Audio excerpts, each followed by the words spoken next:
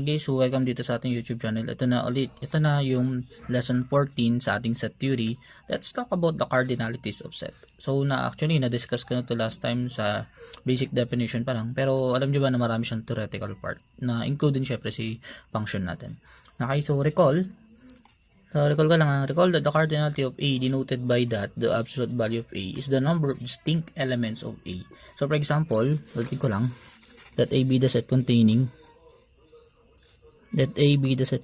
1, 2, 3, and 4. So note that the cardinality of A is equal to 4. So naalala pa naman yan. Okay? Now, so let's have a definition. Since bibilisan ko lang din naman siya. So definition, let A be a set. A is said to be finite or finite. So depende yan sa basa. Kasi may narinig ako pag taga-UP, basa finite. So may narinig mo taga-Lasal, basa finite. So masanay ako sa finite. So dito ka na, let A be a set. A is said to be finite if A is equal to empty set, or A is equivalent to 1, 2, 3 up to M for some M element ng natural number. Okay, so example. So let A be the set of letter of English alphabet. Okay, so ngayon para siya maging finite, so alam mo na yung A is non-empty. Tama? So therefore, ano siya?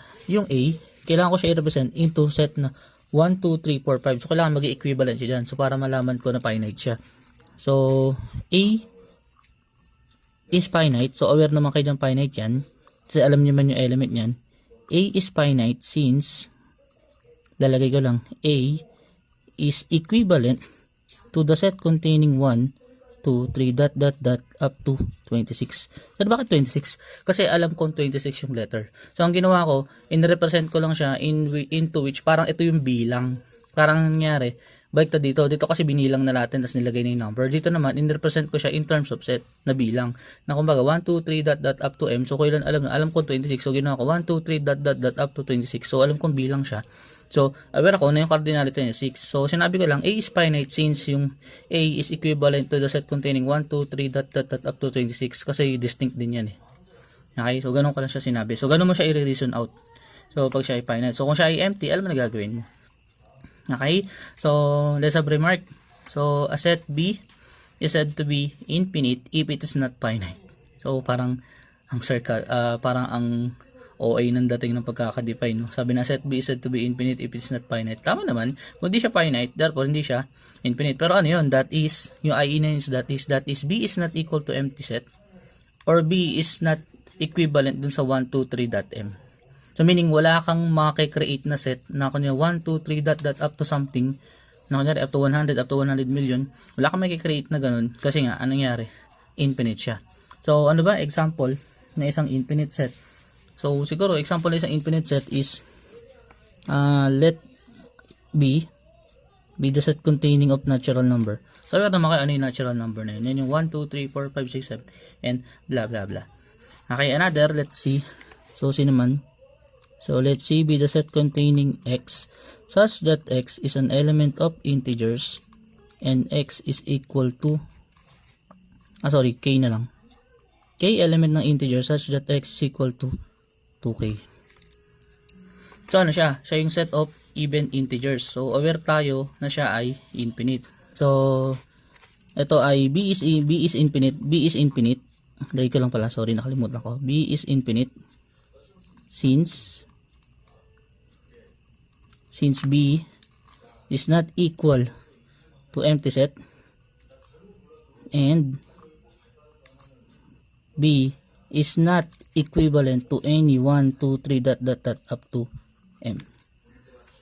Okay, so similar case dito, C is also infinite. Kasi aware naman kayo na yung laman niya is negative 2, 0, 2, 4, something. So set of even integers. Kasama dyan yung negative. Okay, so similar din, C is infinite, same reason. So C is infinite. So, huwag basahin infinite. Gara naman yun. Okay, so, kaya nga basa nun talaga ng mga taga-UP, finite tapos infinite. Kasi nga, para maging, maganda naman talaga yung basa. Pero sa akin nga, basa ko sa finite is finite. Basa ko sa infinite, hindi infinite. Weird nun. Okay, so let's have another definition. So again, cardinality ng set yung pinag-uusapan natin dito. Saka may bearing dito si infinite sets. Okay, so let's have a definition. So there's a definition there, sabi niya, let A numerically equivalent sets. Kailan sila magiging equivalent? So let A and B be sets. Actually, define ko rin to last time. A is numerically equivalent to B, denoted by A, just that symbol to B, if there exists a bijection from A to B. Ulitin ko lang. Magiging numerically equivalent si A to B kung merong mag-i-exist na bijection from A to B. Ngayon, para saan to? Ito usually, para itong definition na to, para sa mga set na infinite. So, ang goal mo, kailangan mo makahanap ng function na kung saan bijection from A to B. Ganun yung gagawin. So, redefine ko lang siya in symbol para mas maliwanagan tayo.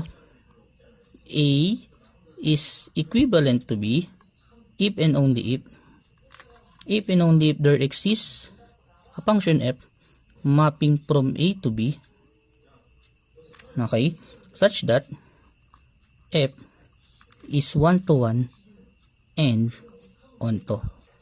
Siguro mas magandang definition yan. Kasi kung bijection lang, isipin mo pa, injection, bijection. So, minsan baka makalimutan mo, dapat i-prove ko na 1-to-1 din onto. Okay, so kung naiintindihan mo ang gagawin natin, ipoprove natin na numerically equivalent yung dalawang infinite set. Pero ang gagawin natin, gagawa tayo ng function mapping dun sa dalawang set. Okay? So ngayon, let's have example para mas maintindihan mo, para masabi natin equivalent. So examples, or madami kasi yan. Okay? So let E be the set of all even natural numbers.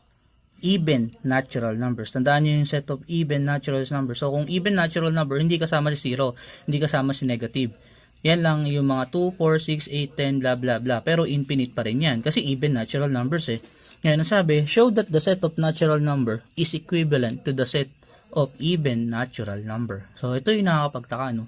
Sir, pag sinabi mo pong cardinality or equivalent sila, dapat po, parehas sila ng laman. No, not parehas ng laman.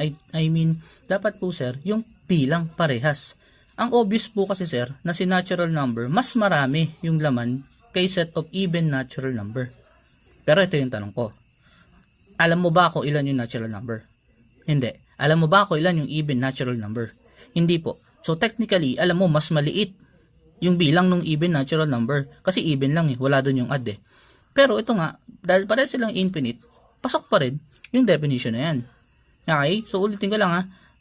Ito ay set of even natural numbers, tapos set of even natural number. Mas marami kasi talaga si natural number compared to even. Okay? Ang meron kay even natural number, wala dyan yung 1, 3, 5, 7, 9, 1, 3, 5, 1, 3, 5, 7, 9, 11, 13. Yan yung mga wala eh. Ang dami nun. Imagine mo yung mga nawala. Okay? Pero nga, since ang usapan is pagiging infinite, so gagana pa rin yung definition natin. Okay? To show that natural number is equivalent to E, we need to create a function f mapping from A to B. So meaning ito yung dalawang yun. Such that f is a 1-to-1. Such that f is 1-to-1 and onto. Okay, ngayon. Para mas maintindihan mo, observe mo yung mga element nun. Okay, so ito observation muna. So unahin ko lang ha. So kunyari si x. Si x na natural number, pag pumasok siya sa function, dapat even. Kasi even natural number. So, meaning, gagawa ko ng function, so gagawa ko na parang arrow papunta dyan. Papunta siya sa 2x. Ganun dapat yung mangyari. So, observation lang yan. Ulitin ko lang ha, yung x element ng natural number. Ganun yung target ko eh. Ngayon, pag pumasok siya sa function, ayun yung function, dapat nagiging even siya. Ayun yung target natin ngayon. Ngayon, dati kasi ang in-explain ko, yung A tas B, codomain. Ay yung B codomain. So sa codomain, hindi lahat nakukuha literal. Pero dito, ang gagawin natin, dapat lahat makukuha. Kasi nga, bijective na siya. Tama? So sure ako na lagi may magmamap dyan. From N, tapos from E, papunta sa E. Okay? So ngayon, ito yung observation ko. So ngayon, ano naiisip mo na function na dapat ko i-define? F of x is equal to 2x. Okay? Kada salpak ko ng x, lagi siyang even. So kunyari, kada salpak ko ng, nagsalpak ako ng natural number na 1. Nung sinalpak ko siya sa f of 2x, sa 2x, that is 2. Nung sinalpak ko si 2, that is 4. Sinalpak ko si 3, that is 6. Ganun yung nangyari. Okay, so this is the proof. Lagay ko na dito yung proof. Okay, so paano mo gagawin ulit? Let us define. So let natin, magde-define tayo dito ng let f be a function mapping from natural number going to the set E natin. So defined by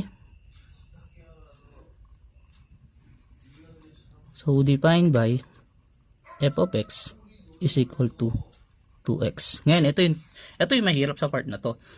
Mahirap mag-imagine ng function. So, ito yung technique ko dati, lalo nung ako estudyante. Kasi ako rin, nung estudyante ako, hirap isipin, ano ang function yung gagawin ko dito? Lalo pag iniba ko yan, kakaiba yan. So, sabi, sir, ano yung gagawin ko? Ito yung technique ko dati. Minsan, ang ginagawa ko, nag-search ako sa browser or sa internet, sa Google.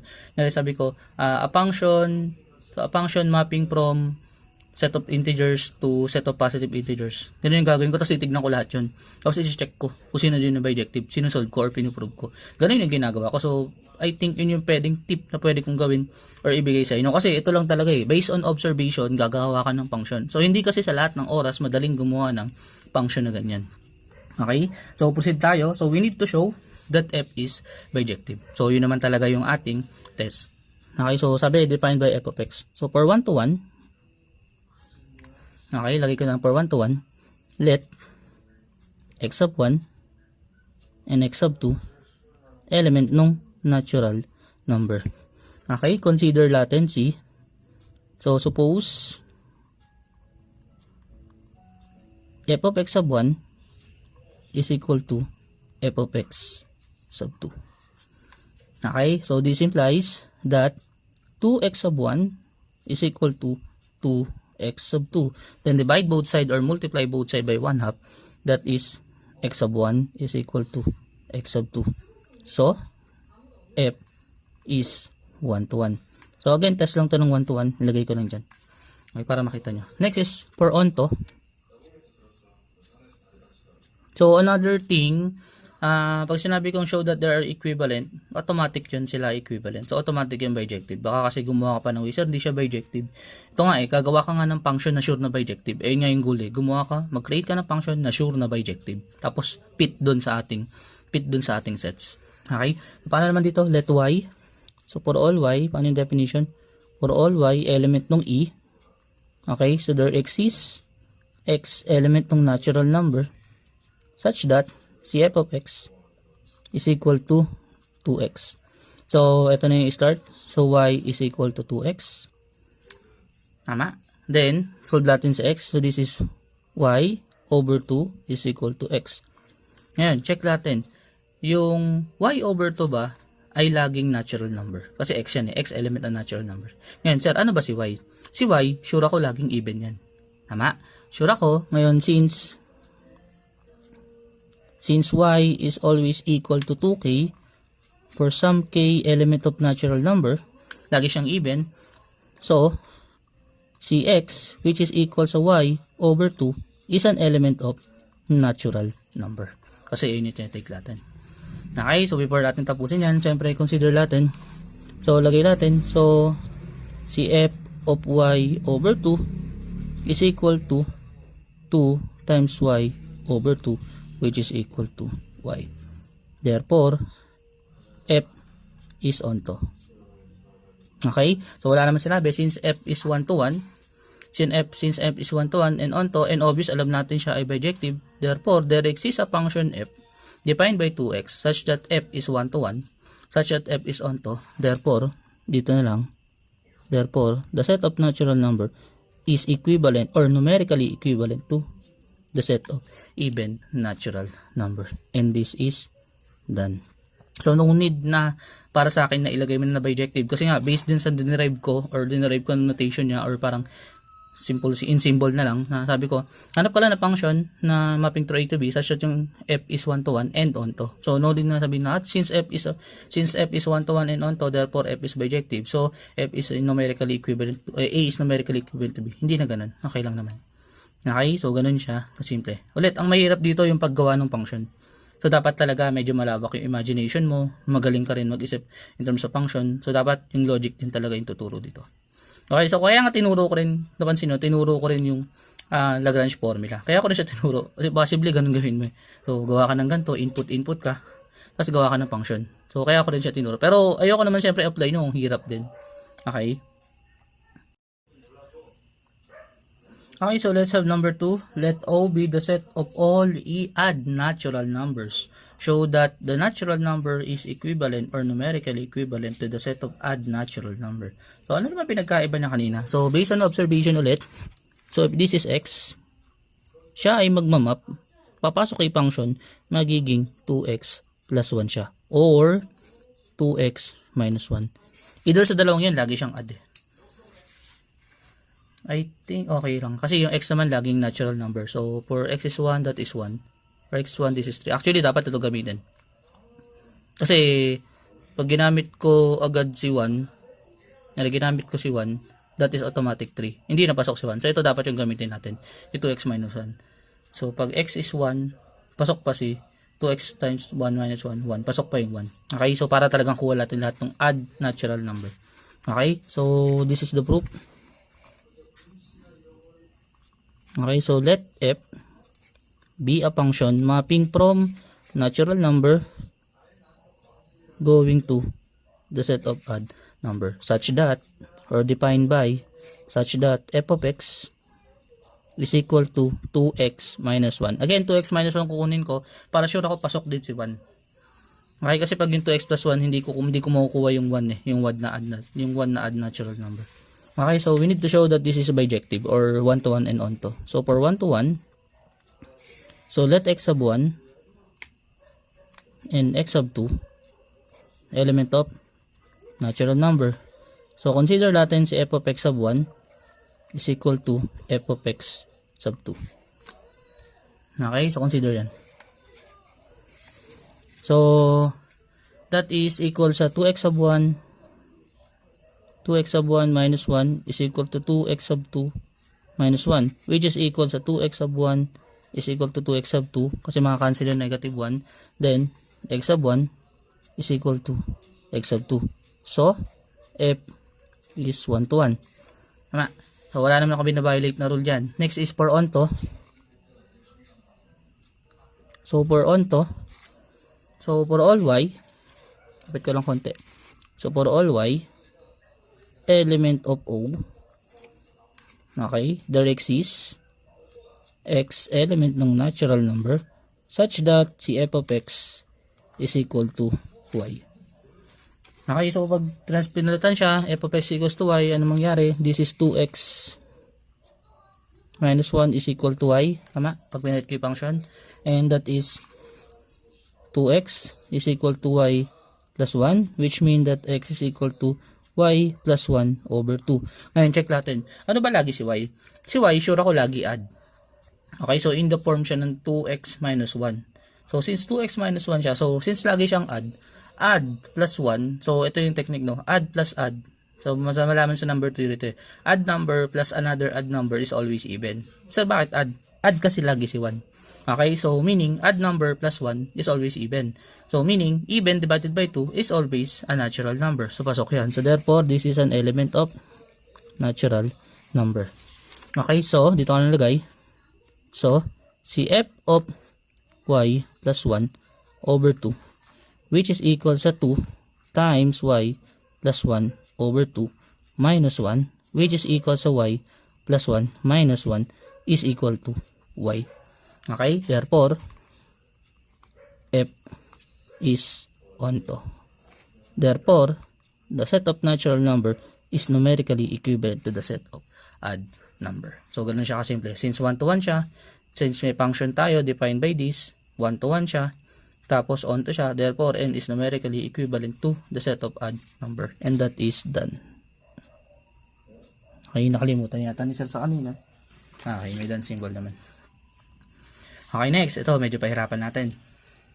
So, prove that the set of real number is numerically equivalent to the set of to the set of hindi yan set actually. That is the interval negative pi over 2, pi over 2. Okay, so medyo tricky or sir, parang ang hirap po. Paano po yan, sir? Okay, ngayon, may hindi pa ako nasabi.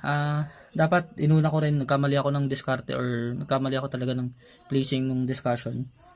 May theorem kasi dito, somewhere dito sa video na to, na si relation na equivalent is an equivalent relation. So, meaning, CA is equivalent to B. Ibig sabihin lang nun na, CA, note lang natin. Ito ka na naging note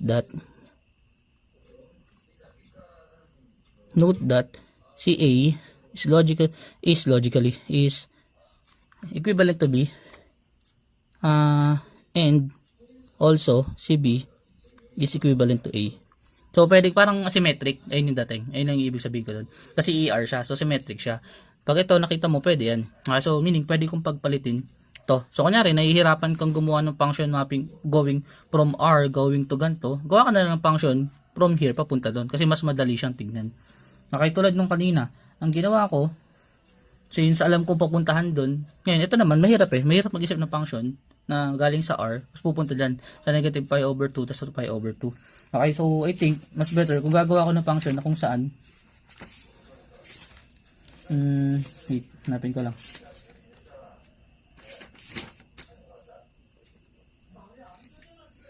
Okay, so gagawa ko ng function mapping from here going to there. So, ito na yung proof.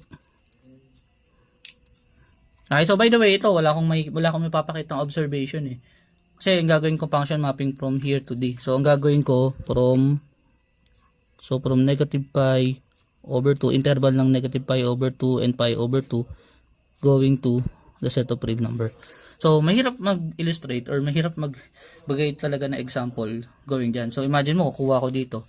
So, that is negative 90 to 90 degrees. Ayun yung ibig sabihin. So, angle siya papunta doon. So, kung napansin mo, dahil angle siya, baka trigo siya. Ayun yung naisip ko eh. Kasi angle to. So, since angle siya, baka trigo siya.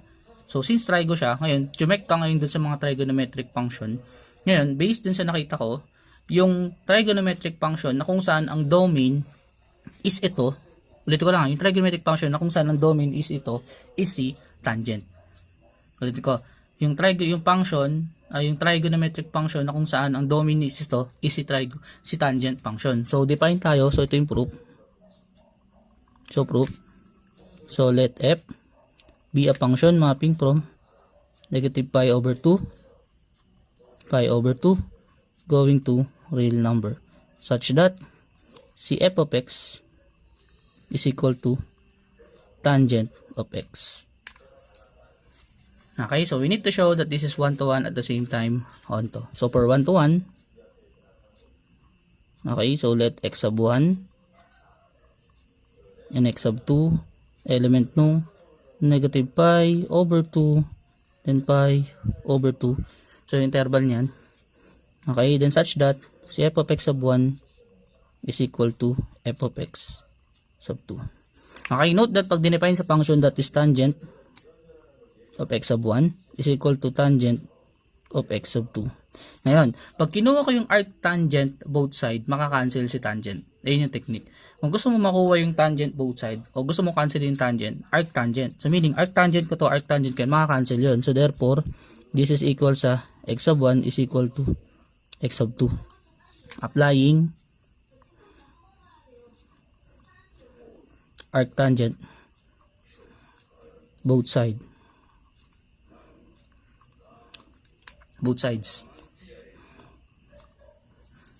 Okay, so f is 1 to 1. Next is for onto. Bubulon sir. For onto, ayos lang konti. So for onto, ito yun. So for all y, element na nung real number, there exists x, element nung negative pi over 2, pi over 2 na interval such that si f of x is equal to y. Okay, so this is equal sa tangent of x is equal to y. Tama ba? Kasi yun ipapalit ko. So next is applying arc tangent. So this is equal sa arc tangent or simply tangent inverse of y.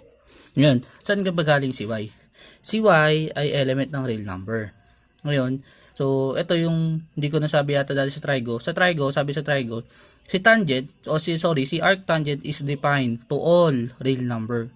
Kunin ko yung arc tangent ng kahit anong real number na naiisip mo, may value. Okay, at sure ako, doon lang siya magmamap sa dalawang yun. Okay, so for example, arctangent, pinari arctangent ng 100.96. Okay, so for example yan, that's 89 point something 90. So hindi pa nagna 90 degrees. So next is arctangent ng negative 36.566. May value pa rin, negative 89. Nandun. Okay, so kahit lakihan ko yan, kahit anong value, kahit nga si arctangent 0, meron pa rin. So kunyari arctangent 0, that is 0. Andun pa rin sa loob na interval na yun. Okay, so therefore, this is always an element. So therefore, this is always an element of anong value to? This is always an element of ito, interval na to, negative pi over 2, comma, pi over 2. So, dahil lang, so, f of arctangent of negative y is equal to tangent of arctangent of y, which is equal to y. Therefore, f is onto. Therefore, si set of real numbers is numerically equivalent kay pi over 2 or interval negative pi over 2, comma, pi over 2. And that is done. So, again, ito naman, pag nakita ka ng mga pi or mga degree something, probably siya ay mga trigonometric naman. So, ito yung task mo rin. Hanapin mo yung mga domain nila trigo. So, I think, hindi ko kasi na-discuss somewhere. So, ikaw na rin din yung magtrabaho niyan. So, malalaman mo naman lahat yan. Lalo yung mga sine wave, yung mga cosine wave. Kailangan mo rin alapin yan. Okay? So, next is number 4. So, this is number 4. Let A and B element na real number such that si A is less than B. Prove that the interval 0, 1 is numerically equivalent to the interval A, B. So, medyo kakaiba. Okay, so interval to interval. So, ito talaga isa sa part na talagang, pero paano labit may imagine yung function. Okay, ganito yung target. Sa kada value ng x ko, ang possible value ng x ko is at most 0, at most 1. Tapos something sa imagine sa kanila. Okay, kasi madami naman talaga totally. Okay, so ang gagawin ko, ang goal ko, so ito na para sure ako, i-assume ko na pasok yung 0 sa 1, tapos pasok yung A and B. So meaning parang i-assure ko na baka value na x is 0 and 1 kasi yun lang naman yung whole number na pwede natin makuha in between dyan. Okay, then makukuha ko yung dapat ang pasagot ko. Pag in-input ko si 0, ang sagot dapat is A or B. Pag in-input ko si 1, ang sagot dapat A or B din. Depende. So gagawa ko ng function na ganun. Okay, so this is the proof. So check natin kung paano gagawa sa sir. So let f, check nyo kung tama. Let f be a function mapping from 0, 1 going to A, B. Defined by or such that yung f of x ni sir is equal to, check nito this is B minus A x plus A.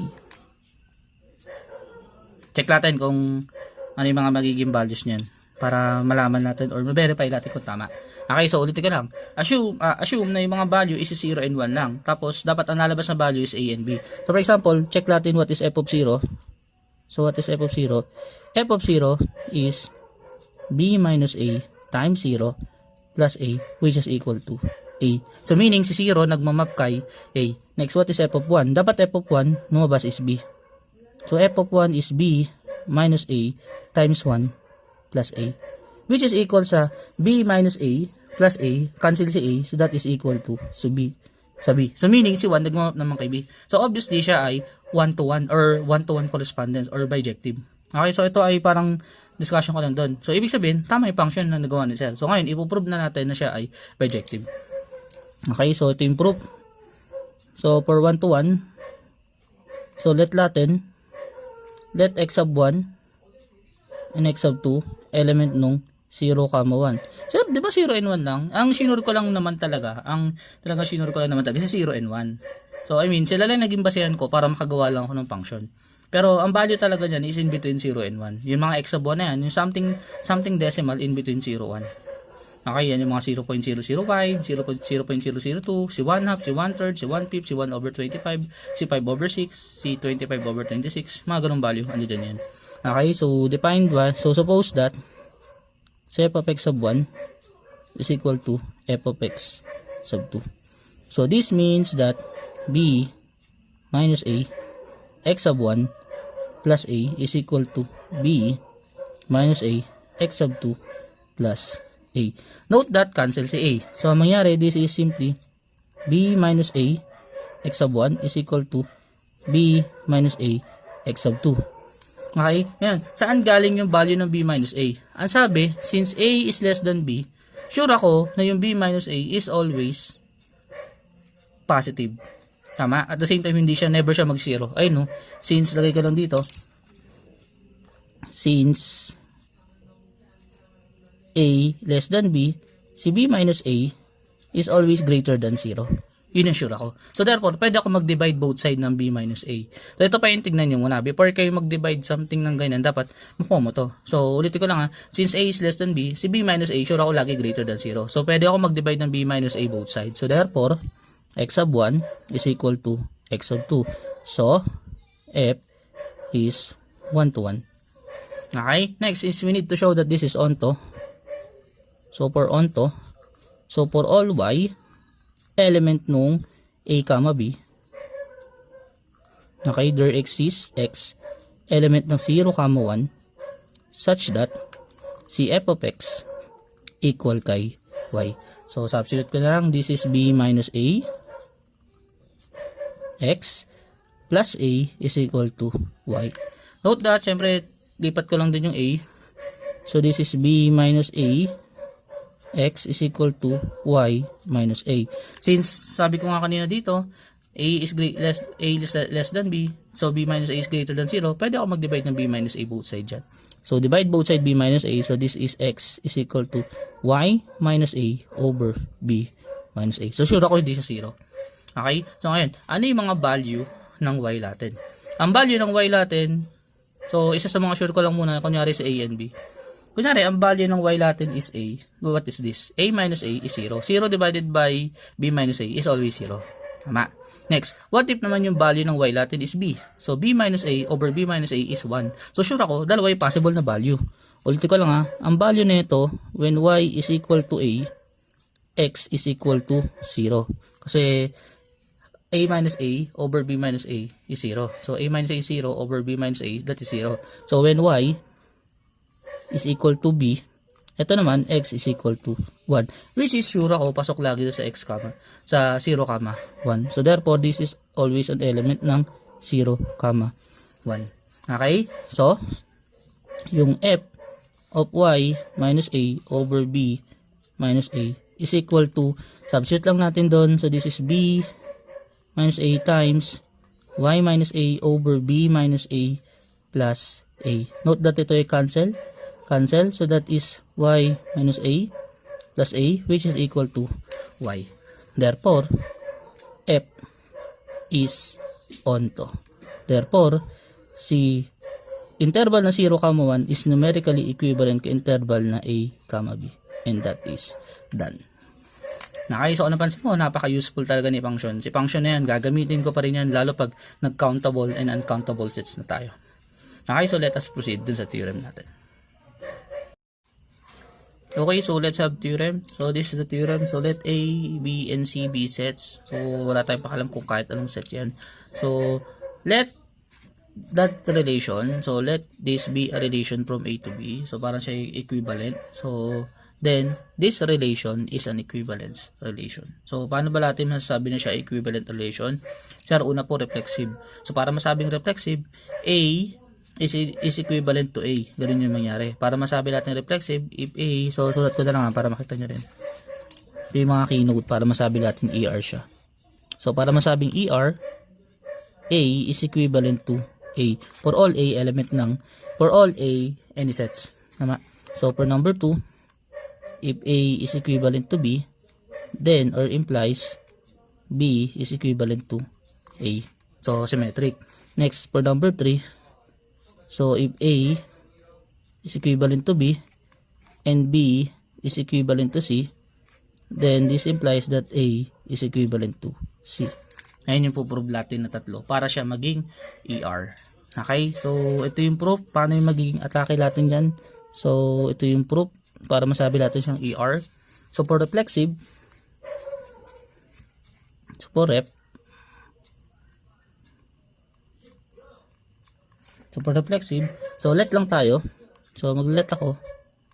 Let F be a function mapping from A to A. Kasi yun yung gusto kong i-prove eh. Yung A is equivalent to A. So such that, ano ba yung function na magdi-define na papunta lang siya sa, kunyari, yung function na yung element niya galing kay A, pupunta lang din kay A. Ano yun? C, identity function. So what is identity function? Such that this is f of x is equal to x. Or sa ID of x is equal to x. So, aware kayo na ito ay 1-to-1. Okay? So, such that f of x is equal to x. Note that, hindi ko na kailangan i-prove. Note that, si f of x, which is equal to x, is identity function, is a bijection. Is a bijective function. Okay, so since bijective function siya, ano ba sabi? Para maging numerically equivalent to A, kailangan may mag-exist na function mapping to A, mapping from A to A, such that meron kang function na bijective. Ngayon, nakahanap ako ng function mapping from A to A, such that yung f of x is equal to x. Tapos sure ako na siya ay bijective. Kahit anong gawin mo, bijective yan. Okay, kasi nga, siya yung identity function eh. Therefore, so, A is equivalent to A. So, reflexive siya. Sure ako doon. Okay, next. Ito yung medyo tricky, si symmetric. Okay, so symmetric, assume na natin na si A is numerically equivalent to B. Sure yan. So, I assume is A is numerically equivalent to B. So, this is then, there exists a function f such that mapping from A to B, ayun lang, no? If A is numerically equivalent to B, then there exists a function mapping from A to B, and f is bijective. F is a bijection. Ganoon na lang. Okay, so arbitrary lang yan. Wala akong ibang gagawin. Ngayon, ano yung i-show natin? Kailangan natin mag-show. So, kailangan natin mag-show ng B numerically equivalent to A. If, or then, so para masabing B is numerically equivalent to A, if there exists a function, let's say G, mapping from B to A, and si G is a bijection also. So, para masabi kong numerically equivalent siya, si B kay A. So, ayun yung gagawin natin ngayon. So, ano yung target natin? Since F is a bijection, therefore, F inverse exists. Tama ba? Ulitin ko. Since F is a bijection, so, F inverse exists. Let's say, ito yung mapping from B to A. Okay, so sure ako dyan, no? Since F is a bijection, alam natin na meron siyang inverse. Okay, ngayon, may sinabi akong theorem dun sa mga previous video. Since F is 1-to-1, therefore, F inverse is also, F inverse from B to A is also 1-to-1. So, ito na lang si notes. Gawin ko na lang. So, di na ito pwedeng gawin sa akin, ha. So, pag pina-prove ko, kailangan gawin mo. Saka actually, pag nagpapa-assignment naman ako, wala naman talaga lagi doon sa notes. Okay, so bawal mong gawin to, baka kasi gawin mo sa akin. Sir, see notes. Nagpa-prove ako, sabi, see notes. Lagi na lang see notes yung gagawin niya sa akin. Okay, kasi nga, nagawa na natin yun eh. Okay, so alam natin na yung F inverse is 1-to-1 na. Ngayon, ang kailangan na natin ma-verify, dapat yung F inverse, kasi go-goal natin eh. Ang go-goal ko kasi, di ba, F inverse is mapping to B to A. So, assume na, so, pansin mo, B to A din yung G. So, ang gagawin ko, kailangan yung F inverse, ma-prove ko rin na onto, para is-set ko na si F inverse equal to G, para masabi ko numerical equivalence siya. Okay, so ngayon, ang goal ko na lang, kailangan si F inverse maging onto. So, ito yung goal ko, literal. So, goal ko para sa part na to, F inverse is onto if for all A, so for all A dun galing, no? For all A, element of A, there exists B, element ng B, such that, ang dapat yun, such that F inverse of B is equal to A. So, ginamit ko lang yung notation dun. Okay, so yan yung target ko, kailangan mapalabas ko yan. Okay, ngayon, si F, bijection. So, sure ako 1-to-1 siya, at the same time onto. So, F, note that F is onto. So, paano ba naging onto si F? Naging onto si F, this implies that for all B, element of B, kasi yun yung basis ko, for all B, element of B, there exists A, element nung A, such that yung F of A is equal to B. Ngayon, from F of A is equal to B, paano natin siyang gagawing relation? So, this implies, yung F of A is equal to B, this implies that A, comma B is an element of F. Tama ba? So, ulit ko lang. For all B element of B, there exists A element of A such that F of A is equal to B. So, ito yung ibig sabihin yan in terms of relation.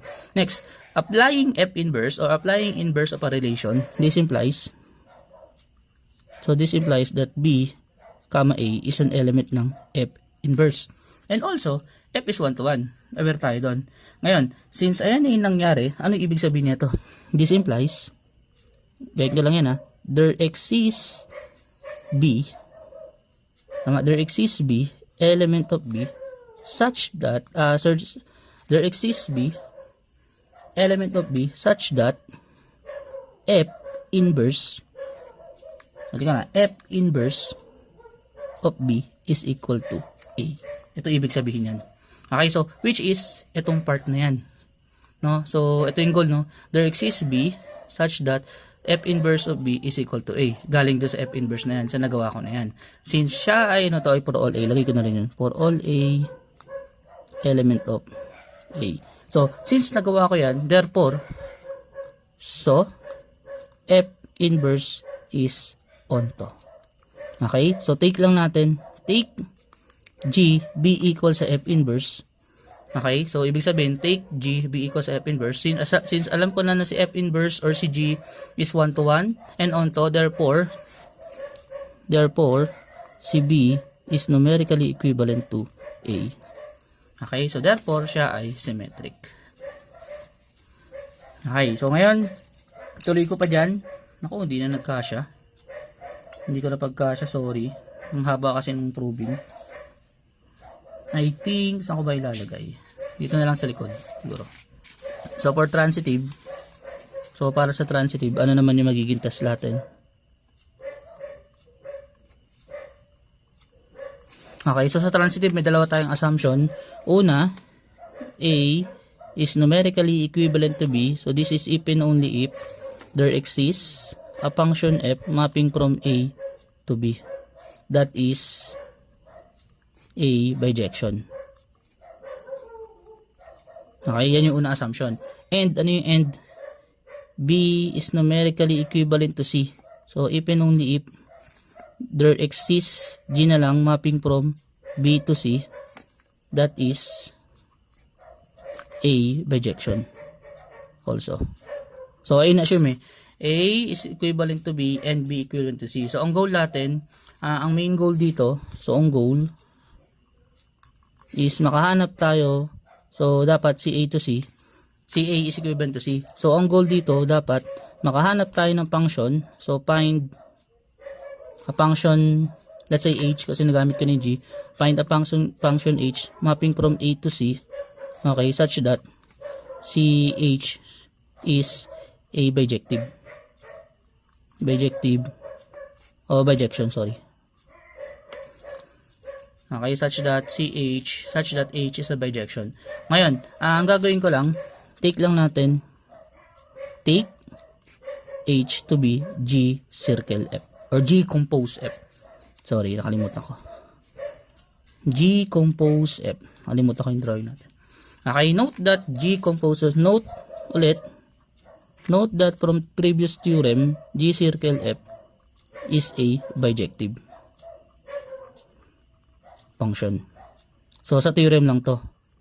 So, I don't know kung anong theorem yun. Basta theorem number, kayo na maglagay.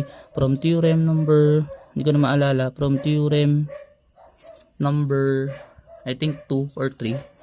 So, assume natin na 2. Kayo na maglagay kung tama ko ano yun. Note that G compose F is a bijective function from theorem 2. Kasi nga, if G is bijective and F is bijective, therefore, yung composition nila is also bijective. Therefore, si A is equivalent to C. Yun lang. Kasi yan, nasa theorem na. So, ayun yung gamit ni theorem. Kaya ako siya pinuprove kasi magiging useful din siya something. So, ito naman yung i-maximize ko this coming final term. Kaya minsan nilalagyan ko ng name or ng number para maalala nyo.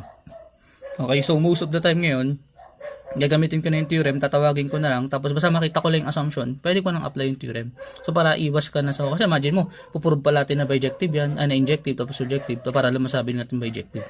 Okay, so ngayon, nangyari, A is equivalent to B, and B is equivalent to C, implies A is equivalent to C. So, this relation, so lagay ka lang, so this relation is an equivalent relation.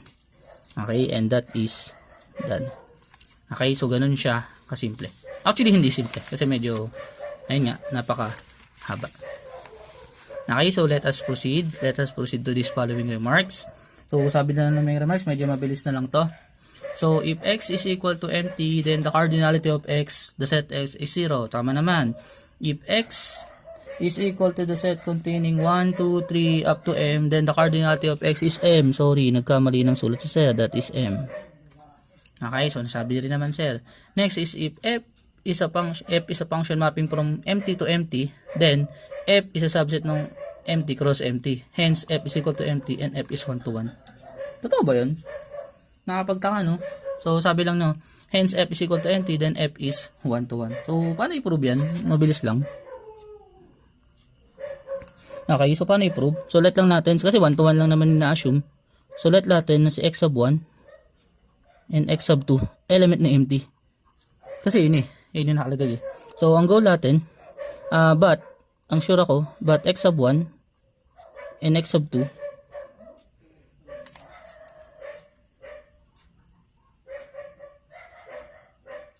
ulit, sorry. But, there is no x sub 1. Mali ako, no? Diba, x sub 1, x sub 2, element na empty. But, there is no, tagyan ko ng ganyan. Sobrahin ko para makita nyo ulit. Sorry. But, there is no, yan yung there is no, x sub 1 and x sub 2, element of empty. Okay, so anong nangyari? Since the premise is true, so, ibig sabihin, yung f of x sub 1 is equal to f of x sub 2 is 0. Kasi wala tayong element na x sub 1 and x sub 2 eh.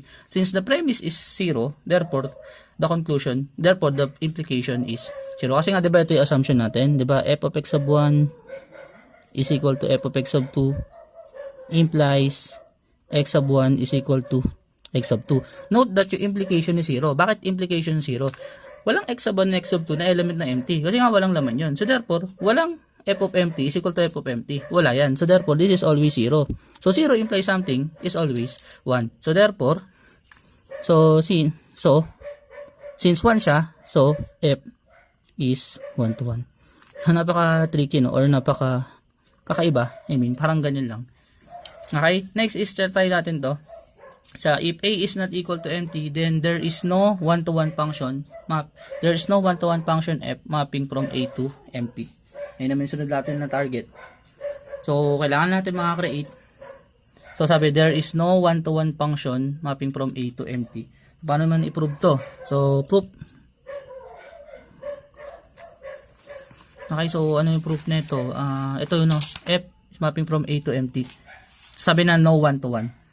So, yung function natin, note na yung function natin is a mapping to empty.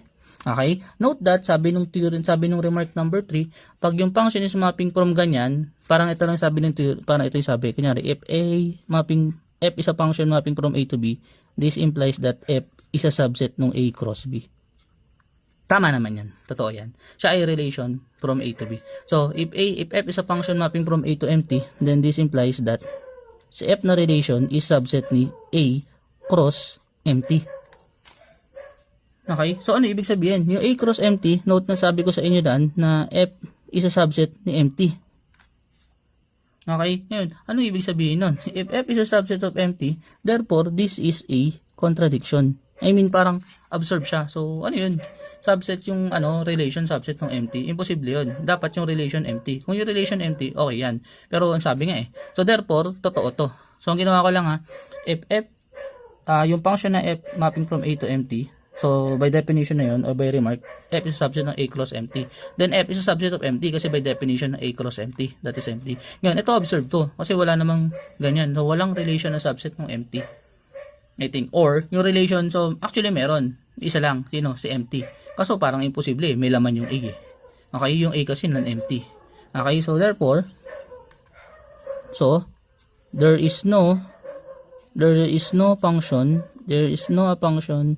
exists a function or there is no function mapping from A to empty, then A is not equal to empty set. Yan ang ibig sabihin nun. Okay, so that is done. Hindi naman siya masyadong importante. I mean, parang remark lang siya na tandaan mo na lang, ipasok mo sa isip mo. Kasi possibly yan, baka makakita kayo na ipapaprove ko na yung isang set numerical equivalent sa empty, tapos syempre baka magamit mo tong remark na to. Okay, so next is for all n and m element of natural number. Now if n is greater than m, then does not exist a one-to-one function. Ito na naman, nakakalito na term. And ano lang ba ibig sabihin nito? I-drawing ko na lang siya. Kunyari may function ka na ganito, function na mapping from 1 to ... up to n, tapos mapping to 1 to ... up to m. Okay? Ayan, tingnan mo ha. Ito yung mga element niya. So, yung mga element niya, sila 1, 2, 3, up to n. Tapos yung mga element na ito, sila 1, 2, 3, and m. So, somewhere may mag-map dito, papunta doon. Somewhere may mag-map doon. Somewhere may mag-map doon. Somewhere may mag-map dyan. Somewhere may mag-map doon. Pero sure ako, may isa dito. Let's say si n, walang mag-map doon. Kasi nga mas malaki yung n. Mas malaki yung n is greater than m. So meaning parang mas maraming element nung domain natin kaysa sa codomain. So sabi nga, there is no one-to-one function. Hindi ko alam yung tamang term. Pero ayan kasi nakalagay sa book eh. Then does not exist a one-to-one function. Okay, so ano na ibig sabihin? Pag mas marami yung domain sa codomain, walang one, hindi siya one-to-one function. Okay, so ito yung magiging tanong. Sir, what if naman mas marami yung codomain sa domain? May one-to-one function ba? Yes, may possibility ng one-to-one function. Pero sure, may onto ba? No, malabo magkaroon ng onto doon. Okay? So next, last na remark, syempre, n is infinite. Yes, that is true. So, ilang beses na natin pinag-usapan na n is infinite. Okay, so that's all for this video. So, ito ay parang teaser or parang introduction lang ng mangyayari sa final term. So, kung napansin mo, medyo kakaiba na, medyo palalim na ng palalim, medyo marami na pinag-uusapan ng kakaiba. Pero, isa lang lagi gusto sabihin sa inyo. Dapat, intindihin mo kada definition, intindihin mo kada proving, doon kasi mag-i-start eh. So, pag naintindihan mo kada definition, mas maintindihan mo kada mga sinasabi ko. Okay, so that's all for today. So, thank you for watching.